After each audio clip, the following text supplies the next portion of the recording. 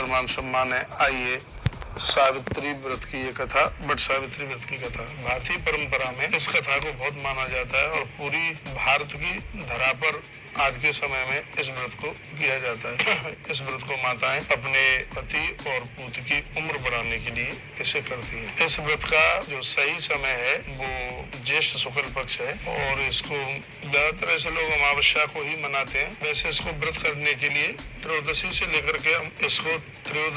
लेकर के पूर्णिमा अमावस्या तक, पूर्णिमा तक, कहीं कहीं तो इसको पूर्णिमा को भी मनाते हैं। अपने देश में कहीं कहीं इस व्रत को पूर्णिमा को भी मनाते हैं। वैसे ज्यादातर ऐसे इस व्रत को लोग अमावस्या को मनाते हैं। तो अब के बार ये अमावस्या पड़ रही है 10 जून की, इसलिए माता बहुत बड़ी संख्या में इस व्रत को करेंगी।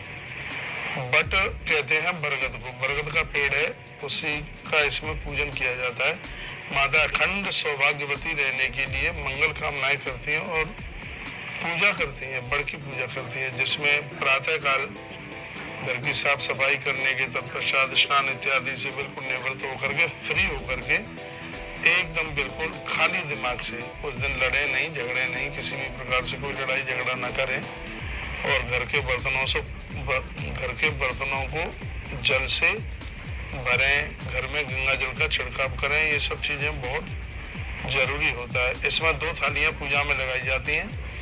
उसमें एक तो सावित्री के लिए और एक सत्यवान के लिए ऐसी मन में रखी जाती है श्रद्धा कि हम 2 थालियों से दोनों की पूजा कर रहे हैं।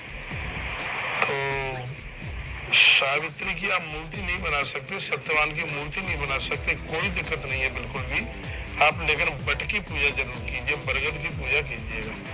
विधाता ब्रह्मा के द्वारा वरदान मिला है इस बरगद को। बरगद में भगवान शंकर जी रहते हैं और शंकर जी मृत्यु के देवता हैं और वही लंबी आयु बढ़ाते हैं। तो विधाता ब्रह्मा ने ये वरदान दिया है कि अवेदभ्यम सौभाग्यम देहि तुम मम शौव्रते पुत्रान पौत्रा सौख्यम च ग्रहणार्घ्यम नमस्तुते। इस व्रत के करने से धन धान्य, पुत्र पुत्रियां, पति की लंबी आयु, किसी भी चीज की कोई कमी नहीं रहती। इस व्रत का यह अपने आप में प्रभाव है। पूजा में कुछ सामान जल है, मूली है, रोली है, इसमें सूत पिंडी से बांधना बहुत ज्यादा जरूरी होता है। बहुत लोग तो इसमें 21 सूत भी बांधते हैं, वैसे विधान इसमें 108 सूत का है। पिंडी से 108 सूत बांधिए, सफेद सूत बांधिए और ये निश्चित रूप से आरोग्यता देने वाला है और उम्र बढ़ाने वाला है।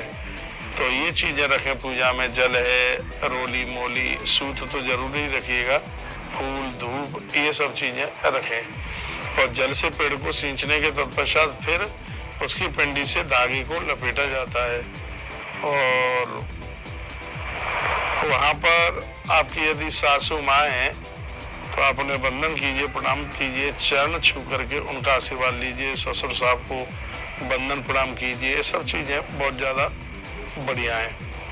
बट सावित्री के जब आपकी पूजा पूरी हो जाए तो सिंदूर है, कुमकुम, रोली इत्यादि ये सौभाग्यवती माता के द्वारा ये पूजन करने का विधान है। इन सब चीजों से पूजन करें। तत्पश्चात आप इसमें जो सामग्रियां हैं, श्रृंगार की जो सामग्रियां हैं, वो किसी सौभाग्यवती माता को भी आप दे सकते हैं दान स्वरूप और देना भी चाहिए। जब पूजा पूरी हो जाए तो ब्राह्मणों को वस्त्र जरूर दे। यदि आपसे हो जाए तो उनको आप वस्त्र जरूर दीजिएगा। वस्त्र देने की बहुत बड़ी महिमा है इसमें। इस व्रत में सावित्री सत्यवान की पुण्यमयी कथा श्रवण की जाती है। तो ये तो मैंने आपको विधि बताई है, इस विधि के साथ यह व्रत करें। और कल सुबह 6 बजे की वीडियो में आपको ये पूरी कथा विस्तार पूर्वक में भी 15 मिनट की कथा होगी। तो ये कल हम आपको बट सावित्री यानी सत्यवान सावित्री की कथा सुनाते हैं। आज आपको व्रत के बारे में बताया है। बस इस व्रत में बरगद का आप ध्यान रखिएगा, जिसमें बरगद की पूजा होती है, बट पूजा होती है और भगवान बड़ी कृपा करते हैं। बहुत बहुत धन्यवाद है आपके जुड़ने के लिए। आपने बात सुनी, प्रभु बड़ी कृपा करें। आप सब व्रत कीजिए।